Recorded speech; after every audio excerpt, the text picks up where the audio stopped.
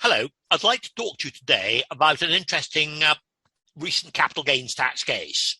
This is a first-tier tribunal case heard just a few months ago, and it concerned two lady taxpayers who during the tax year 13-14 sold their respective 50% shareholdings in a company called KCPL, and the buyers paid £8 million for the shares. But a complexity arose in the sense that the company, KCPL, owed their bankers about 1.1 million at the time. And so what happened was that when the buyers handed over their sale consideration of 8 million, the deal was that first of all went to the bank. They then took their 1.1 million cut, so they were fully repaid, and only the balance of 6.9 million was handed over to the two lady shareholders. McEnroe and Newman were the surnames of the two shareholders.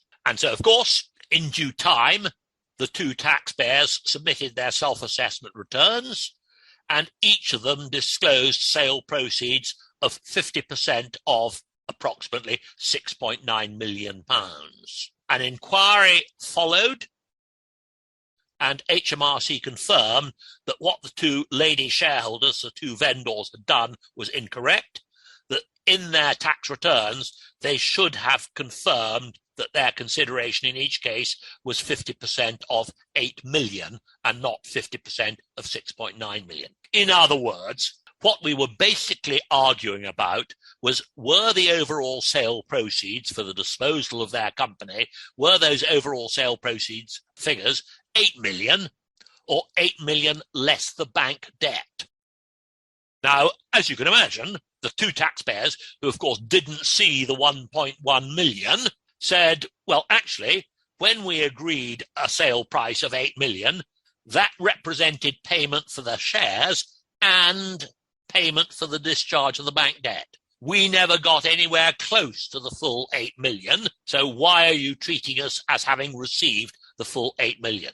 They then went on to point out that the buying company had treated the transaction as a share purchase of 6.9 million, because although the buying company originally provided 8 million, the first 1.1 million went to the bank, and of course, from a future capital gains perspective, they only paid 6.9 million for the shares. And the two lady taxpayers also contended that they had clear evidence that the bank debt was never intended to be treated as part of the consideration for the shares. So that was the position.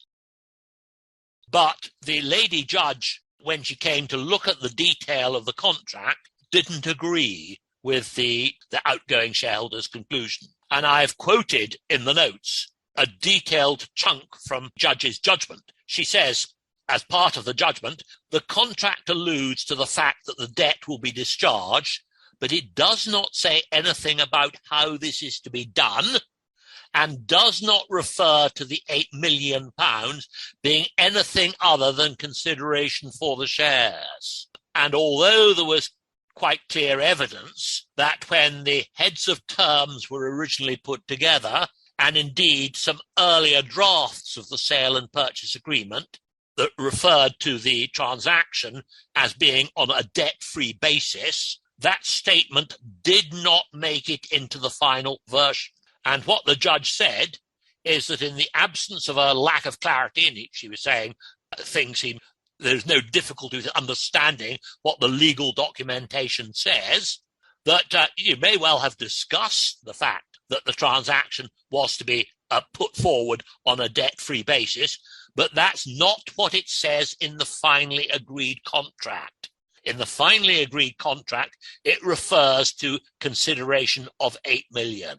And therefore, although undoubtedly the judge accepted that the two taxpayers were feeling hard done by, she dismissed their appeals on the grounds that actually the sale price was 8 million, not 8 million less the amount of the bank debt. Now, this is not the first time a decision like this has arisen, but what this decision from a capital gains tax quite clearly emphasises is the importance of ensuring that the terms of any finally agreed contract properly reflect the various parties' intentions. And no doubt there may be scope for action for the two lady taxpayers to have a word with their advisor and say, well, actually, we thought that we were selling on a debt-free basis, but this is not what has transpired. We're going to turn our attention to you, and we might sue you for not having drafted the contract as we wanted it to be drafted. But at the end of the day, the importance is that if the contract says X, then, and that is clear, which apparently in this case it was, then in that case the courts will interpret that contract in accordance with what the contract actually says. So this McEnroe case, I think, is really quite an interesting and important case in that particular field. Thank you for listening to this talk. My name is Robert Jimmerson.